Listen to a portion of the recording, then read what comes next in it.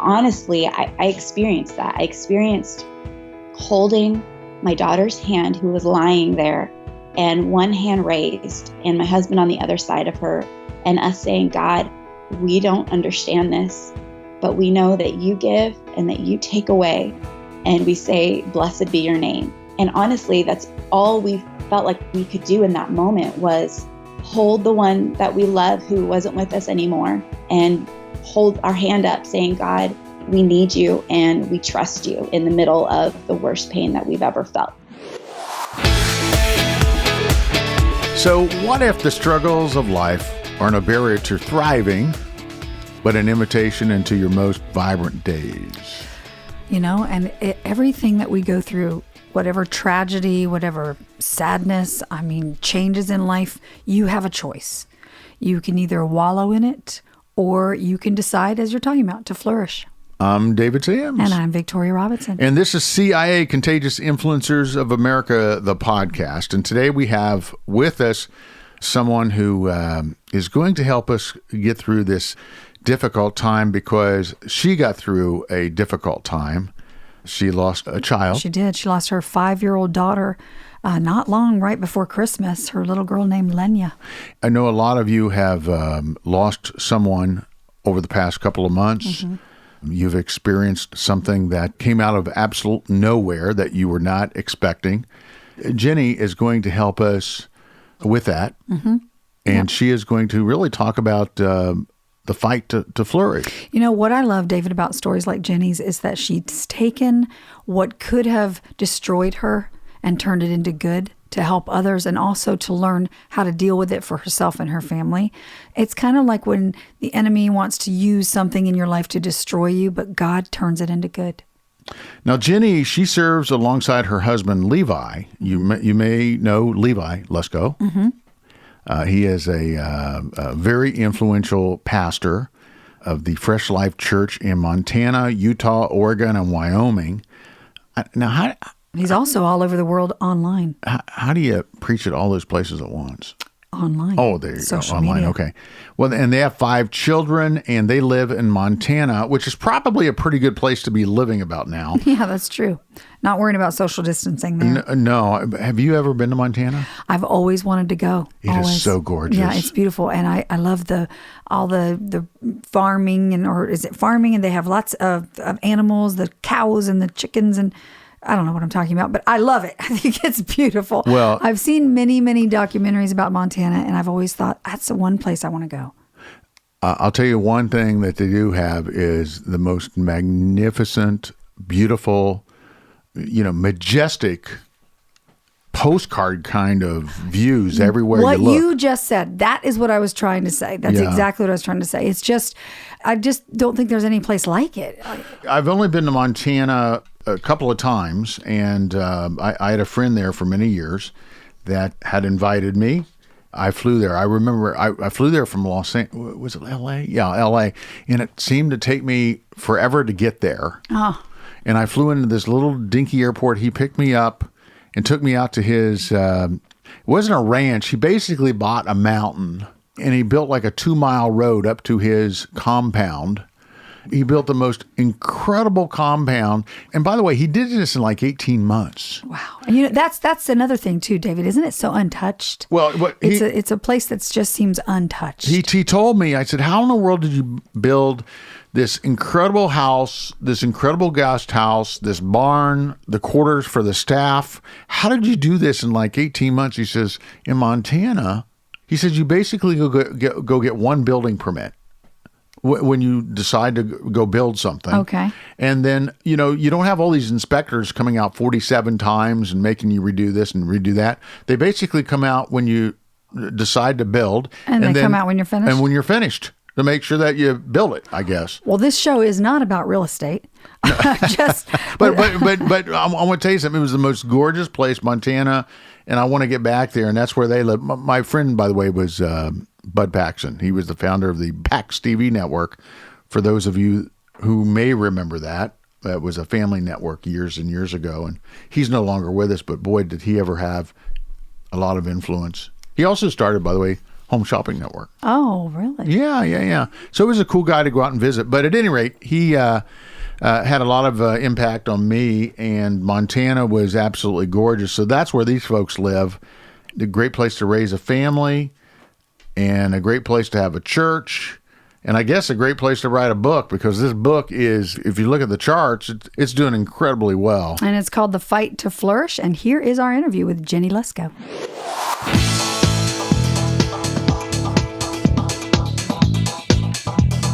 Hello, how are you? It's David Sams. Hi, David. It's Jennie. How are you today? I'm doing good. So, Good. Are you hunkered down at home? I am. I hear the little one in the background. Is it a he or she? You know what? I'm not entirely sure. I actually am hunkered down for other reasons too. I sprained my ankle on Mother's Day. Oh, okay. And so, hey, Lennox, is that you? Yeah. Hi, buddy. I love you. Hi, Lennox. I said hi. Are you at the top of the stairs? Is anyone with you? The dog.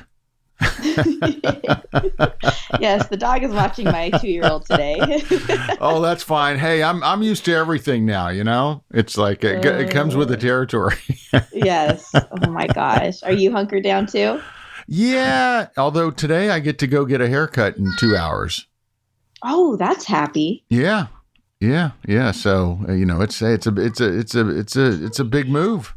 That's a big deal. I know my husband, when he got his first haircut after like 8 weeks or maybe 9, he was like feeling really good. Well, the funny thing is that I have been here. I have the studio here in my house.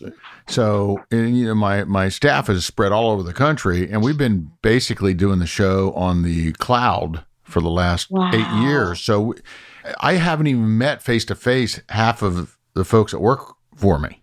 Okay? Right. Yeah. And they're all family, but it's like we've been set up for this for years. So we really haven't missed a beat. But, I was exposed from literally day one. The night that the president made his Oval Office speech was the night they had a movie premiere for I Still Believe here in Nashville. Yes. It was the Nashville premiere. And one of the guys on the ministry team that was assigned to us the whole time to, kind of a hospitality kind of thing. 3 or 4 days later, it came out that he was that he had COVID-19. Actually, it wasn't 3 or 4 days. It was literally like the next day. I rushed and got a test along with the person I took to the premiere. Yeah. And it came back negative, of course. Another buddy of mine, 5 people in his family got it. But, they were hanging out doing barbecues every night. Right. But at any rate, I decided to go get tested and for the antibodies. Wow. Oh, my gosh. So I'm hoping the haircut doesn't do it, I mean. I know. Oh my gosh. Wow. Yeah, I'll be one of those guys on the news that they say, well, he lived through this and he lived through that and he went and got a haircut and that was it. That was the end of it. Oh my word. So first of all, I have to kind of chuckle a little bit about this project, this book. Okay. Yeah. Go, buddy. Sorry, I'm going to close the door. So yeah. No problem. Most sound won't come through. Yeah, no problem. No problem. First of all, when did you write this? So I wrote this, let's see, it was about a year starting in October 2018. October 2018. Oh my gosh. Was when I kind of began the whole process and then turned it in basically September, October 2019. And then it just came out last week. So that's crazy. Okay. So, and the name of it is? The Fight to Flourish. The Fight to Flourish. Okay. So we're in this crazy fight right now. Okay. Yeah. And it's a fight that we've never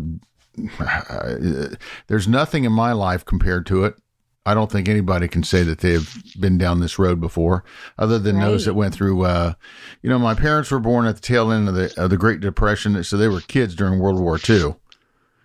You get these flashbacks of my early years in the 70s and the 80s, and you think of kind of the culture then and things that were going on, and you think, wow, nothing like this was going on. As a matter of fact, if it would have gone on, what would we do? We wouldn't have Netflix. We wouldn't have the internet. We wouldn't have Zoom. We'd be locked up in our homes, no way to communicate, right? So this is a whole different fight now, right? Yeah. So tell me why your book at this point is relevant, considering you started writing it in 2018, when, let's just say that the world compared to now is a lot peachier. Maybe a little more peachier. Yeah. Well, hey, you know what? We thought the world was crazy back then, but now it looks pretty sane. I know, right? Oh my gosh. Well, it's so interesting because I think it's always a thing for us in our lives where we're fighting forward, where we're wanting to flourish in the middle of the things that we're struggling with, whether it's a pandemic or whether it's grief or whether it's the loss of a relationship or the loss of dreams, maybe the life that we thought we were going to be living. And now it's because of whatever tragedy or even small thing that life is just different. I think that it really is a thing, and I've experienced just in my own life of the kind of fight that it is to fight for honor in my marriage, to fight to be a kind person with people, to fight to be the kind of mom that I want to be, and so often feel like I'm failing at the fight to love God and to love people and to believe and all these things. And so I think that it's relevant no matter what you're going through, but it's just so interesting. And obviously God's timing is so perfect that he would allow this message to come out in a time where we're all feeling just this weight and this weirdness and this COVID-19 that is affecting all of us in many different ways, but is affecting all of us around the world. And so, I would just say I'm honestly so thankful that God would allow this message to come out for such a time as this. But it's honestly just been kind of my life story, and now it's out for the world to see and read and hear. But his timing's just so perfect, honestly. So, what inspired you to write this? That was a pretty high pitch. That was my son. Oh my wow. gosh. I see a vocalist in the future here. Yes, we have. Oh, absolutely. We have 4 daughters, and then our last child is a little boy named Lennox, and he is a wild, wonderful little guy, and God just is so good. Honestly, like we loved being parents to daughters, and we thought that was what was going to be our lives, which we were so thankful for. And then our little surprise ending was Lennox. And there's just boys are so different than girls in every way. And so just the loudness and everything. So you might be hearing him a little bit more, but being terrorized by 4 sisters. Yes. Yeah, exactly. Oh my gosh. So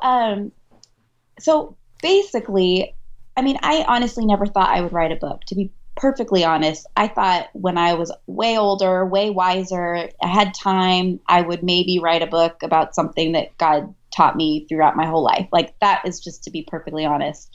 And in 2012, we walked through the biggest tragedy of our lives when our second born daughter, Lenya, 5 days before Christmas, suddenly and shockingly died of an asthma attack and went to heaven within moments. Honestly, it blindsided us. We were in the middle of getting ready for Christmas. We lead a church called Fresh Life Church in Montana and Salt Lake City and Oregon and Jackson Hole, Wyoming, and online. I mean, everything's online now, but we also, before the pandemic, had online church as well. But we lead a church. So Christmas time is also just crazy because we're getting ready for Christmas Eve worship experiences and leading a staff. We just had a lot going on that week before Christmas. And we were gearing up for Friday Family Day, which was back then in those years. And it'll be 8 years this year that we're celebrating Lenya going to heaven. But we were looking forward to Family Day because it was a busy week, and Friday Family Day was just around the corner, literally the next day. And we were getting ready we were going to do ice skating with the kids. And at that point, we had the 4 daughters, ages 7 to almost 1. And Levi, my husband, was going to take Lenya to go Christmas shopping for her sisters. And we were going to have a fancy Christmas dinner out. And so we were looking forward to that day. There's that anticipation of it's crazy now, but Friday Family Day is coming. And so Thursday night, the night before, my husband and I were having a date night, and my mom was watching our kids at her house. And so we went to go pick them up, and we literally went from feeling like just so relaxed and recharged and ready to dive into the wild, wonderful day that is Family Day with 4 little ones. But we got to my mom's house, and my brother ran out and said, Lenya's not taking her asthma medicine, and she really wants you. And so I ran in, and this is normal for us. My husband has asthma. Our oldest daughter, Olivia, still has asthma. And we give a puff of an inhaler, a little bit of nebulizer treatment, and then they breathe and they're fine. But this night was just so different. I ran in, and Lenya was sitting there on the counter, and she looked at me, and then she just passed out and was on the kitchen table. Levi ran in, and he immediately called 911, started CPR, and just everything we were doing. I was just crying out to God, just even telling Lenya, it's going to be okay. It's going to be okay. Just begging God to heal her, whatever. We didn't know what was happening. We thought maybe she choked on something. And so paramedics came and took Levi and Lenya, and I drove separately. And then we got there, we were waiting in the waiting room. And then honestly, you see it in movies all the time, but you're sitting there in the tiny little room. And then the doctor came in and said, I'm so sorry, there's nothing more we can do. And literally all this happened just in a whirlwind of, a matter of probably an hour. And this literally launched us into the worst experience of our life and the worst time of our life. And it's so comforting, honestly. At the very same time, one of the paramedics we met about a month later at a restaurant, and he came up to us and said, Levi and Jennie, I just want you to know I was there that night, and I was one of the ones that came in. And in the moment I came in, I started praying for you guys. But the moment I saw Lenya and we tried to resuscitate her, I just knew that God had taken her. There was never a heartbeat. There was never a rhythm for us to latch onto of her heart. And I knew that God had just snatched her. And that was the word he used, snatched. And while that was so hard to hear, at the very same time, it was so comforting because we knew that she wasn't like in pain and she wasn't suffering, but that literally God just took her. And so this obviously is basically like the foundation of my book, in the sense that I just share some of the raw moments and the things that were hard and so difficult in those early days. And also at the same time, how God met me there and how I felt his peace that passes understanding.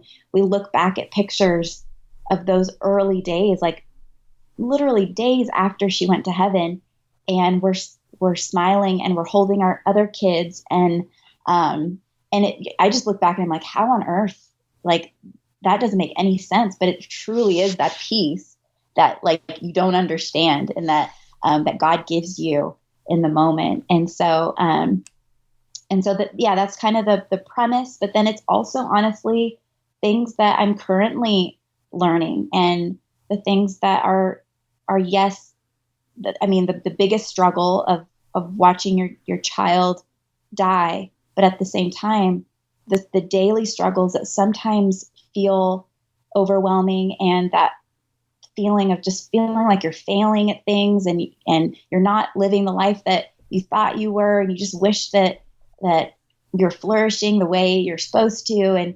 And so it really is just kind of my personal journey. And I have journal entries in it where I kind of talk about back then and now. And so it's really just a lot, but it's kind of my journal, and what God's taught me, and how he's met me, and how he's shown me what it looks like to flourish, and that it's not as far away as it may seem. It's actually what we're dealing with right now. And it's actually the fight and the struggle that we're in right now that is part of this flourishing, thriving, abundant living that Jesus came for us to live. It's all part of it. So that's kind of my story. I really wanted to talk to you about the process, facing this. I mean, really, your daughter was taken away. What was the explanation, by the way? What happened? So apparently the cause of death was respiratory failure. So they said it was asthma. But part of me just thinks that there was something deeper. Like, I mean, she was born healthy, but then underwent like major just allergies and health issues at a very young age. And part of me feels like, because my husband's mom and sister both had heart issues when they were younger, like actually at the age of 5, and Lenya was 5. Part of me feels like there was a deeper issue, like something like a heart issue. But I mean, we won't know till heaven. And even then we'll be in heaven, and all those things won't even matter, because we'll be with Jesus and with the people we love who've gone before us. So, but deep in my mama heart, I feel like there was something deeper than just an asthma attack, but we don't know that. Yeah, it certainly wasn't the environment. She's in a great home, and she don't you live in Montana? Yes, we okay. do. So, I mean, I wish believe me, I think we all wish we lived in Montana now, right? I know. Although I'm in Tennessee, so it's yeah, it's pretty good here. But you were in a situation where this came about so suddenly. You really didn't have a whole lot of time to think about it. I know that there are a lot of people right now who are going through something somewhat similar with loved ones. Nobody had any clue that something like this was going to happen. Right. And now, of course, we all live a little bit in fear. I've been hunkered down here for 8 weeks, and I've been tested twice, but I'm getting a haircut today. And this weekend, I'm going to Ohio, but my dad needs some help. And I have 81-year-old parents. So, I have to sit around thinking about, oh my gosh, how do I hang with my parents? And I've got to think about all that stuff. And by the way, I'm really thinking about it. It's not like I'm just going to show up and give my mom a hug. Right. But, my mom's the kind of person that's like, hey, you know what? Give me a hug. It's like, no, I'm going to stand like 10 feet away, wear my mask, and I'll help Dad with what he needs help with. But by golly, I'm keeping my distance, and we can hang out on the back porch at night in the open air, So you were, we're all thinking about this kind of stuff now. And here you are, your daughter was just taken away abruptly. And there are so many people, thousands, tens of thousands of people who have had loved ones taken away abruptly. Yeah.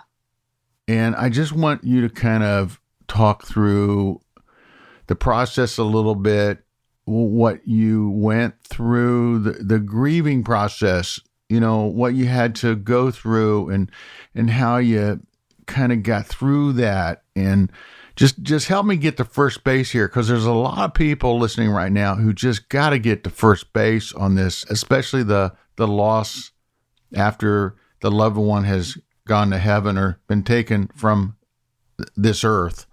They're going through that right now. Can you help them out a little bit and just work with me, work with them?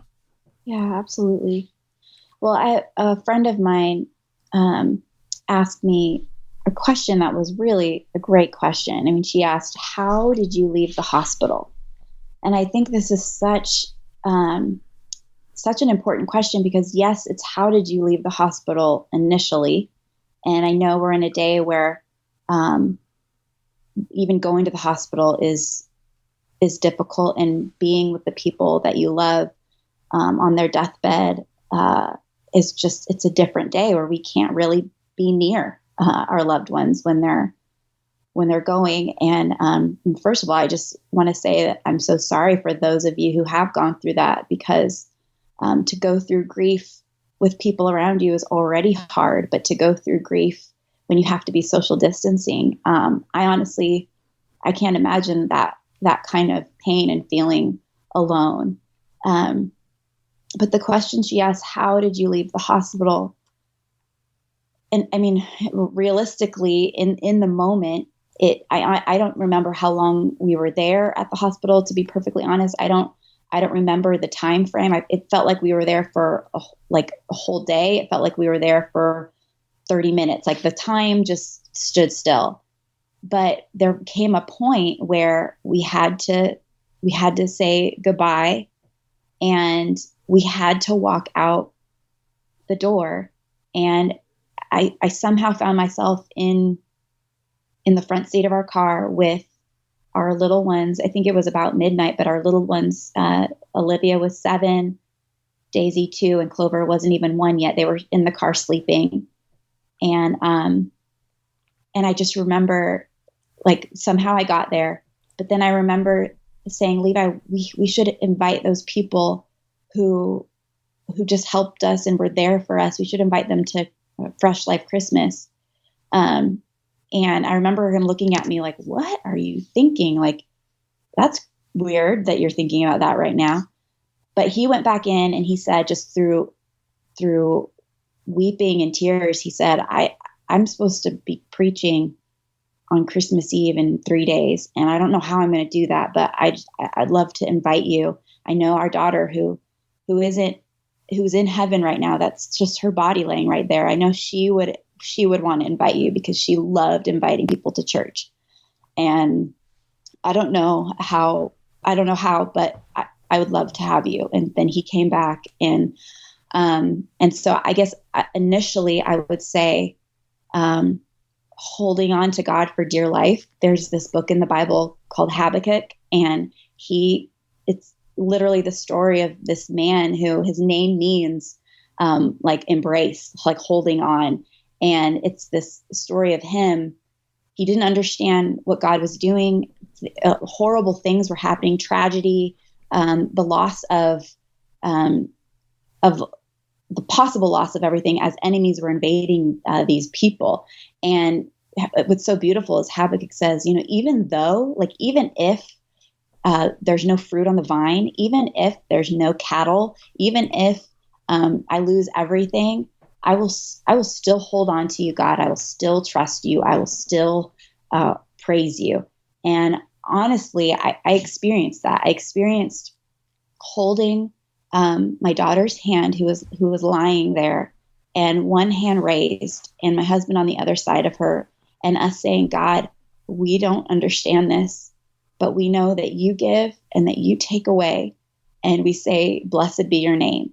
And honestly, that is all we felt like we could do in that moment, was hold the one that we love who wasn't with us anymore, and hold our hand up saying, God, we need you, and we trust you in the middle of the worst pain that we've ever felt. And so I think it really is just that breath by breath. I mean, for those of us who have lost people and are grieving, it's that weight on our chest that it almost feels like we can't catch our next breath, and we don't even know how we're going to get that next breath, and we don't know how we're going to take that next step, and we don't know how we're going to leave the hospital room, so to speak. But really, it's it's that taking that next breath, saying, God, I need you right now in this moment. I need you to help me see. I need you to help me breathe. I need you to help me take a next step. And I mean, honestly, it was that initially, but then we came home and we had 3 little ones to take care of. And I think this honestly was something that was so helpful for me, that the next morning we woke up and we had actually slept in our bed with our kids. Like, it was Levi on one side, me on the other side, and it was our 3 kids in between us. And we just fell asleep there, and we woke up, and the next morning it was just like it hit us again. It was like another punch in the chest again. But that morning it was like, I can't just lay here. Like, I have to feed my baby. I have to change my baby's diaper. I have to hug my 7-year-old who just lost her best friend. Like, there was life still that I had to show up, and whether I felt like it or not, I had to get up and I had to do, which I am honestly so thankful for, because I feel like if I didn't have babies to take care of, or even a husband to consider and know that he's grieving as well, I feel like I probably would have just laid in bed and done nothing. But it forced me out of bed, out of my comfort. It forced me to just do. It forced me to love my kids, even though I just wanted to stay with my head down, hunched over in my own world of grief. And I think that that's also a key to showing up, and a key to leaving the hospital, so to speak, in life, in the sense of looking up. And the Bible says, Psalm 121 says, I lift my eyes to the hills, for where comes my help? My help comes from you, maker of heaven and earth. And honestly, looking up and remembering that God is there, that God is near to the brokenhearted, that God is in control, that God loves me, that God loves my husband and my kids, and he has a plan. Looking up helps so much, because it reminds me that what is happening isn't all that is happening, that God is at work way deeper than I can even see. His ways are not my ways. His thoughts are not my thoughts. They are so much higher. They're so much deeper. And that brings such a sense of comfort and trust when I remember, okay, God, you're there. I lift my eyes up. You're there.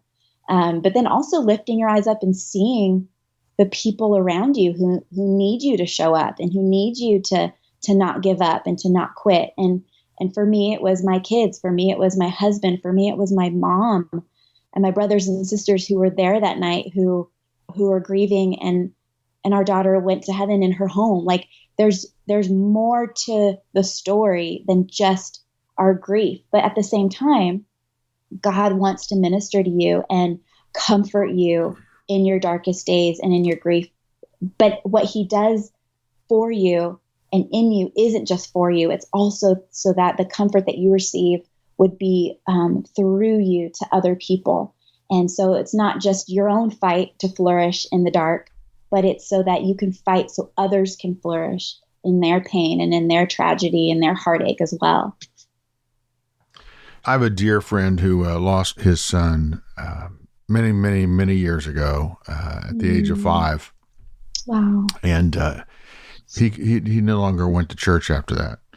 And his whole thing was, if there's a God, he wouldn't have taken my son. I'm sure that you hear things like that. Was there ever a time that you asked that same question yourself? Like, how could God let this happen? Were you ever mad at God? Initially, I wasn't mad at God. I was mad at death, and I was mad at the world we live in, and I was mad at asthma. Yes, I was mad, but I don't think I was ever mad at God. I was just mad at the situation. And I hated that Lenya wasn't here. And I hated the thought that she wasn't going to grow up with us, and that that we were going to miss out on, all the stages of life, and that our kids were going to miss out on her. Like, I hated that. And I still do, honestly. I hate that she's gone. But I also know that for her, I guess the thing that was so crazy in the initial days was realizing that our worst day was Lenya's best day. The day that launched us into grief, I mean, that we'll walk through for the rest of our lives. And yes, God's healing and strengthening, but we'll always walk with a limp because it's just part of our story. And we'll always have this as part of our story as God redeems and restores. But what we realized, that I'm so thankful God showed us, was that our most tragic day was Lenya's most glorious day. And the day that we said goodbye to her so suddenly and shockingly and tragically, she got to see Jesus face to face. And it's so beautiful to think of that. And it's so hard though, because it's that tension of both, and it's the tragedy and triumph. It's the pain, but also for her, she's perfectly pure in God's presence. She's not dealing with asthma. She's not struggling with her allergies. She's with Jesus. And it's hard to reconcile. Like, I mean, even the initial days, I was having such a hard time thinking, okay, Lenya's in heaven. That's amazing. She's with Jesus, but she's 5 years old. And in my mind, heaven is so crowded and there's so many people, and who's watching her and who's with her and who's like showing her around. And, those kind of things were literally her whole life. We were concerned for her safety. We were trying to make sure she was eating the right things and not eating what she was allergic to. And so then going from that to then all of a sudden, like, okay, she's not in our care anymore, but whose care is she in? Like, just those kind of things went through my mind actually a lot. But just, it's a weird tension of the two. But honestly, I know that in those days, I couldn't run from the one who was my true comfort. I couldn't run from God. And yes, I yelled and I screamed and I said, God, I hate this. I hate that she's not here. And I don't know if I asked why as much as how could I have prevented this, I guess, would have been a lot of my inner struggle. But I think one of the things that was helpful for us, for Levi and I, was remembering that God was the only one that could comfort and heal.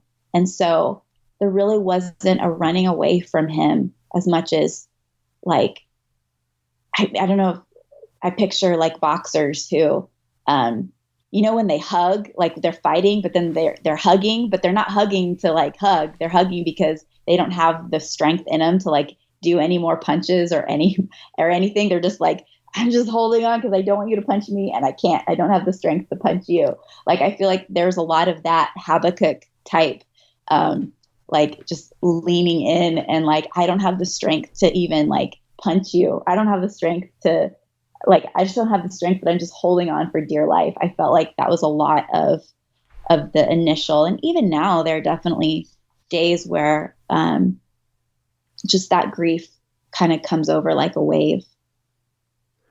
I think it's really cool how you all still pretty much talk about having the 5 kids. You always refer to your 5 kids and how she's one of them and she's just in heaven. Yeah, it's pretty cool how you do that. How do your other kids embrace her and the idea of her? Yeah. Because they were so young at the time. Yeah, right? They were. And, honestly, for me personally growing up, I didn't know much about heaven. I thought it was like you sit in pews and you start in the beginning of the hymnal book, and then you sing all the way through, and then you open it up again. Like in my mind, it just felt very like heaven was boring. And I honestly was like, man, I hope I don't go there soon. I don't really want to go there. Actually, you know what I mean? Like just in a little kid's brain, like what is heaven and do I really want to go there type thing. But one thing that's been so precious, honestly, is the reality of heaven in our home. And honestly, even before Lenya went to heaven, we talked about heaven a lot because her struggles and obviously my husband preached heaven and Jesus, and she knew the way to heaven, believing in Jesus. But we would talk about heaven all the time. She would say, hey, Mom, in heaven, I'm going to eat peanut butter. I'm going to eat cheese. Like all the things she was allergic to, she would always say, like, in heaven, blah, blah, blah, blah. And it was just such a sweet thing that we talked about heaven so much before she went to heaven. But now there's such a nearness of heaven, or a knowing the truth that it's a reality. And it's like our kids think of heaven as, oh yeah, it's a place where my sister is. And it's a place where we're going to go because we believe in Jesus, that he lived and died on the cross and rose from the grave. And we're going to go. She's not going to come to us, but we're going to go to her. And there's just that like solid faith that is just so precious to see in our kids. And our oldest, Olivia, is 14 now, but she was 7 when Lenya went to heaven, and they were best friends. And her process has been the hardest, I would say, of all of them, because she had some guilt because like the night of, she told Lenya she didn't want to play with her, and just different things that she had been holding on as she's been able to talk through and counseling and stuff like that, where that has just helped her so much. I know she's in a place where heaven is real, and it's nearer than we think. And even in the initial days when we were trying to explain to her where Lenya was, like we just kind of had that image of, okay, if Lenya is with Jesus, the Bible says that to be absent from the body is to be present with the Lord. If she's with Jesus, but then if Jesus is in us and he's in our heart, then there's actually a nearness to heaven because she's with him and he's in us. And that was just such a sweet little connection. But it's been interesting now. Our daughter, who was 2 at the time, is 9 now. And then Clover is 8. And those 2 were very little, didn't know anything was going. I mean, they knew, obviously, they could tell the weeping and everything. But now it's been interesting to see their grieving on the back end. Like Clover will come in to me and just be like, Mom, I'm so sad that Lenya's not here. And I'm so sad that I didn't know her. And I mean, I'm thankful that we live in a day where we have like an overabundance of videos of Lenya and pictures. And so we have what we call Lenya TV, where it's all like pictures and videos. And so the little ones will sometimes be like, hey, we want to watch Lenya TV. And it's really, really sweet. And then even now, because Lennox was born after she went to heaven. And so that has been an interesting thing too. Even just for me personally, having a baby after having a child go to heaven was a new thing for me to walk through, and a grieving process that actually kind of blindsided me as well. But for him growing up, he'll ask too, he's 2.5, but he'll ask that he wants to watch Lenya TV, and the girls are so sweet. Like they want to teach him about Lenya and about heaven.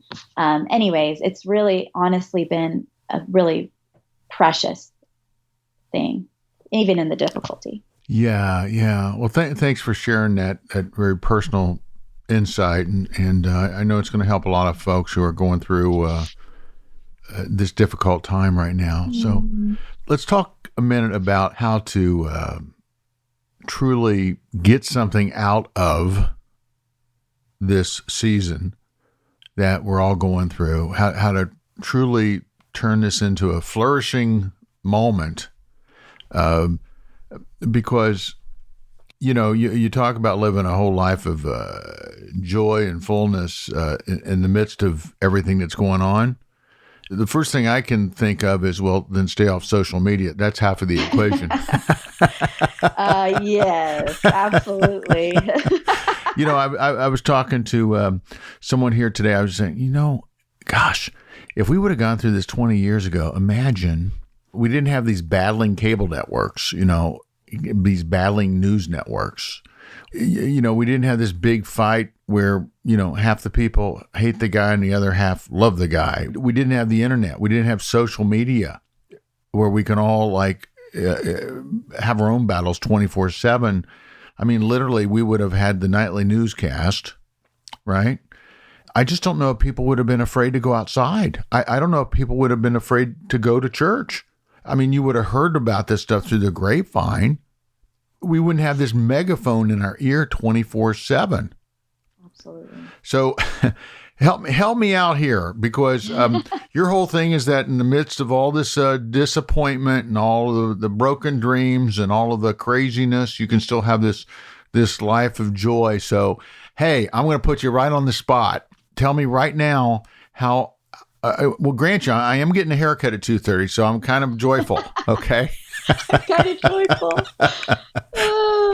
But beyond that, okay, tell me how I can find some joy in all of this. Because this may continue for quite some time. Yeah. No, it's true. Gosh. Well, I will be the first to say that it's hard. And I think if you imagine any fight of any kind, it's not easy. It's hard.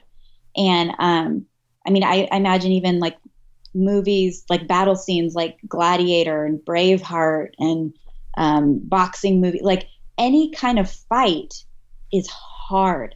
And any kind of fight is messy, and it's not polished, and it's not pretty. And I think we have to think that a life with joy is not perfect. It's not a perfect life, and it's not everything going smoothly. And even how we pray sometimes, we pray for traveling mercies and a hedge of protection, and that's awesome. I don't even know what traveling mercies means, but like, I think so often we think that it rhymes. It sounds good. It sounds beautiful. It really does. I want to have traveling mercies when we can travel again. Hey, I know you're going to come out with a book in 2 years called Traveling Mercies, and I know where she got that. I remember the day. That's so funny. But it's a life of joy isn't perfect, and I think it's not even in our mindset. Like we want things to go well and to go perfectly and to go smoothly, and there wouldn't be any road bumps or anything. But a life of joy is going through the difficulty and going through the hard stuff and going through the tragedy, but with a mindset that God is, first of all, trustworthy, and he's good and he loves us, but that he is at work deeper than what we can see. And I just picture seeds going into the ground. Like that's really scary. If you picture what a seed goes through, like it's in the ground and it's surrounded by darkness for a very long time. And obviously different plants and trees, the growth process is different, timing is different. And I think there's something to learn from that too, that we're all in different seasons. And I think, like you said, social media shows everyone's highlight reels and shows like what's going on, but we're all in different journeys and different seasons and different time frames of growth. And I think sometimes we can even start comparing, like, man, I just went through this hard time, but this person seems like they're doing great, and maybe I should be more like that. And then that kind of adds pressure of like, man, I'm not growing like I should, or I'm not flourishing like I should. And that adds just that added pressure of like, this is what I'm supposed to be, but I'm not. But anyways, the seed that goes into the ground, there's such a process to that whole thing. And we can't see so often what God is doing underneath the radar and underneath the soil and behind the scenes. But so often we just see little pieces, and it's like, and these pieces don't make sense. And these things that we're going through, we see the heartache and we see the death and we see the grief and we see maybe moments of happiness and a happy birthday thing. But it's all part of this picture and I just, a lot of times in my mind, I'm very visual, but I picture like a mosaic where it's little pieces of tile that on their own, like if you focus on one little piece, like it doesn't make any sense. It's like there's jagged red piece and blue piece and yellow and white, and that it doesn't make any sense. But as you pan back more and as you see the bigger picture, you see this actually is beautiful, and it's actually a picture of a rainbow, and it's actually a gorgeous depiction of joy and peace and all this stuff. But what it takes is perspective. And I think that that's such a key thing. And I kind of mentioned it earlier of just lifting my eyes and seeing that God is there. And I think what it really takes is perspective and knowing that God's working deeper than what we can even see.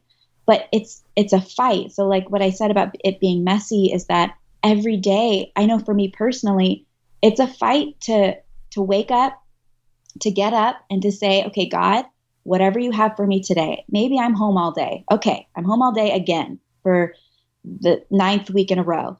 God, what do you have for me today? Like, and I think that that's helpful for me personally. And I think for us too, like to know that it's moment by moment and it's step by step. And it's not like your whole life, like you have to worry about your whole life, but it's like, it's today. And I think honestly, this is a key to walking with Jesus. This is a key to being the Christian, being the person that we were born to be, being the spouse, being the parent. Like if we can just wake up and see, like if we can show up with God, first of all, I mean, if we can show up, even if it's 5 or 10 minutes where we're just giving God the first of our day and saying, God, I can't do this day without you.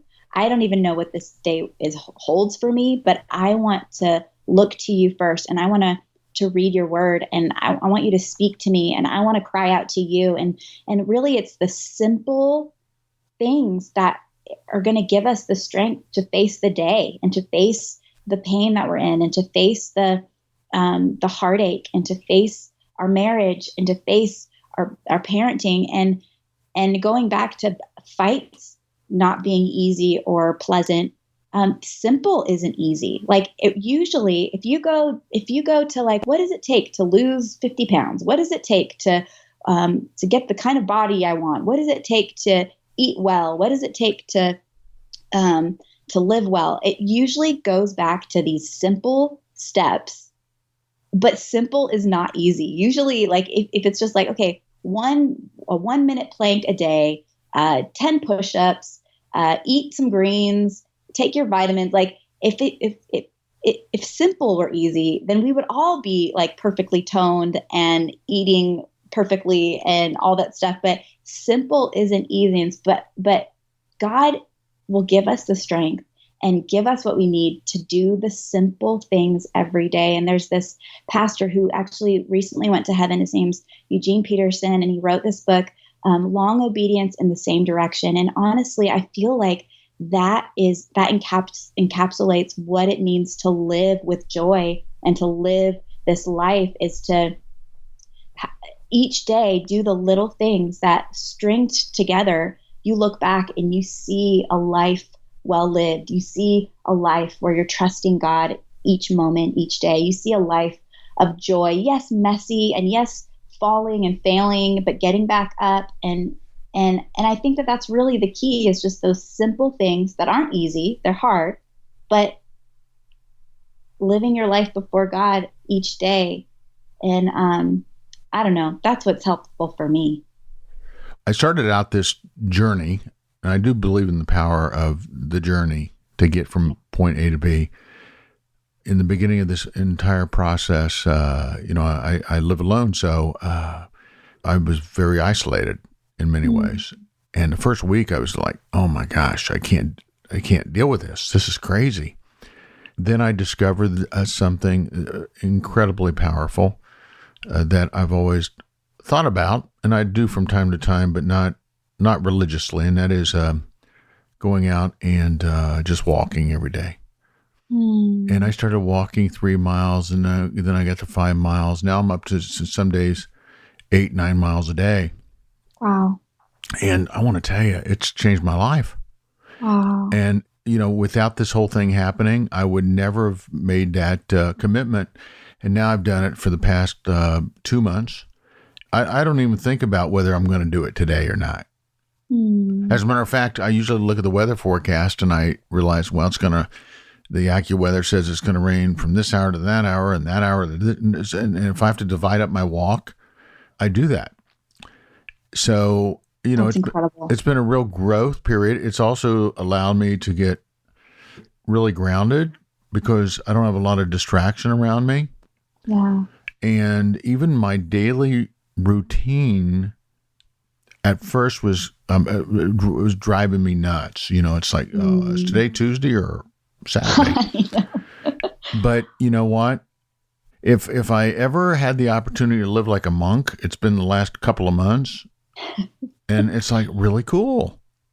As a matter of fact, I don't want to go back to the old life. Yeah. And I think that millions of people, I know, I wouldn't want to be a commercial real estate agent after this, because I think a lot of companies are going to say, you know what, we don't need to be paying for all that rent. People work perfectly fine in some cases at home, or let's figure this out. And by golly, now all of a sudden we don't have to give up 2 or 3 hours a day of our lives commuting. If you live in a big city. Of course, I know in Montana you don't have that, but I know. Lucky you. Yeah, right. What do you hope to, coming out of all of this, what do you hope to have learned? And what do you hope to have really shed a light or shared some good information from your book with others that maybe they will have gained from all of this, combined with your words of wisdom? Well, first of all, I love that you shared that about the walk, because who would ever think that such power and such beauty would come from something as simple as a walk? And I love that. I think that's so amazing. My husband is the same way. He has a daily walk, but maybe one day when I don't have little kids, I'll go on a walk, or I should maybe bring them with me. Bring them all, I know. But honestly, I mean, I want to be at the end of all this, coming out of all this, like I want to be a deeper version of me, in the sense that I want to have really let those times with God go deep. And I think sometimes, like the seasons that we're in, I know for me it's challenging, because sometimes my day starts with a little boy coming in and pulling my hair and saying, I want my chocolate milk and I want to watch Paw Patrol. And I think that's honestly our reality. Sometimes we get jolted out of bed and then our day starts and we just kind of like get into it. But even if it's a moment in the restroom, or a moment, like just a moment where I just want to go deeper with God. And my hope and prayer is that for me personally, that I would come out of this just a more rested version of myself, and a more patient version of myself, knowing that God's timing is perfect. And if He has allowed these past couple months, and however much longer, then I want to go with what He's leading. And I think so often I resist because I feel like I can't do this, and I wasn't built for this, and I can't. I'm currently teaching through teaching through the message at our church, and part of me is like, I can't do this. This is too hard for me. I can't be the parent to my kids yelling in the background, like all these things.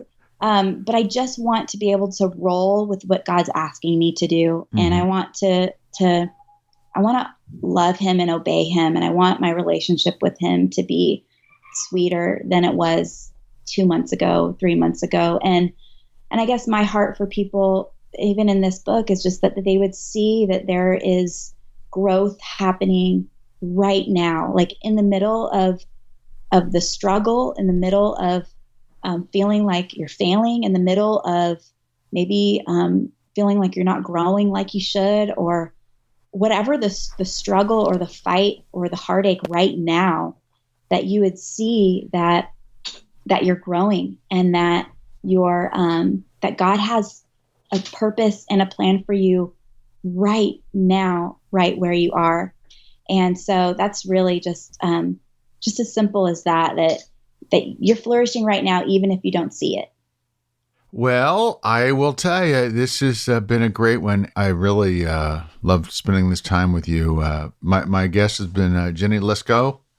Her book is The Fight to Flourish. And our special guest this hour has been the vocals by Lennox. Thank you, Lennox. Wonderful job. So proud of you. Has this been Lennox's first national radio appearance? Yeah, I think so. Oh boy. Well, it's been fun.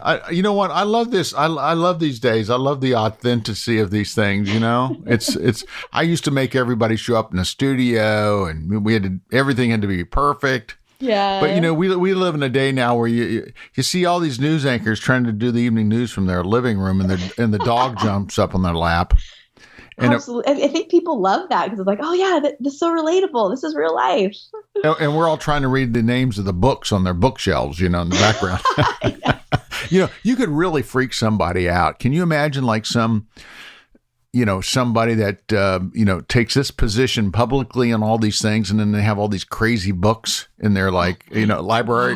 You could and of course you could create all kinds of conspiracies just by what you put in the background. I know. It's so great. Well, thank you so much. This has been Thanks fun. For having me. Absolutely. It's been a really great one. Yeah. God bless you. God bless you too.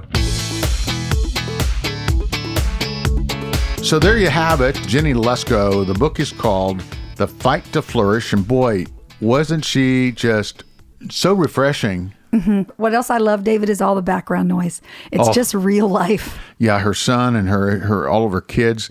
Yeah, that's something that we get now, for years, like we've been doing this for years, for months, a couple of years. One rule has been, you cannot be on the podcast or the radio show unless you show up in the studio. Right. That went out the window with COVID-19. Now we do a lot of things via Skype. We've improvised, and it's working out. Yeah, but you get the dogs barking, you get the kids running up and down the hallway, pounding on the doors. So it's just kind of fun. It is fun. I love it because it's not perfect. It's not supposed to be perfect. Life isn't perfect. I remember the first time we did a couple of these, we would tell our editor, take that out. Yeah. And then I'm like, no, you know what? It's kind of fun. I like that. I like it. It's just real. Makes it very authentic. Yeah, it's real life. This is David Sams. And I'm Victoria Robinson. And you've been listening to CIA, Contagious Influencers of America, the podcast from the producers of Keep the Faith. Be sure to check out our website at contagiousInfluencers.com or our sister radio site at KeepTheFaith.com, our radio program, which is now heard on some 300 stations across America and in Canada. Be sure to rate us. Yeah, give us a 5-star. Come on. We need a 5-star. We need a good review because that helps. That really encourages others to check us out. Yeah, and we've got some really great guests that are bringing really amazing content that is speaking to a lot of people. So help us out. We'll see you next time here on CIA, Contagious Influencers of America. And remember to go out there and live that life in living color because it sure is a heck of a lot more interesting than living in black and white. See you next time.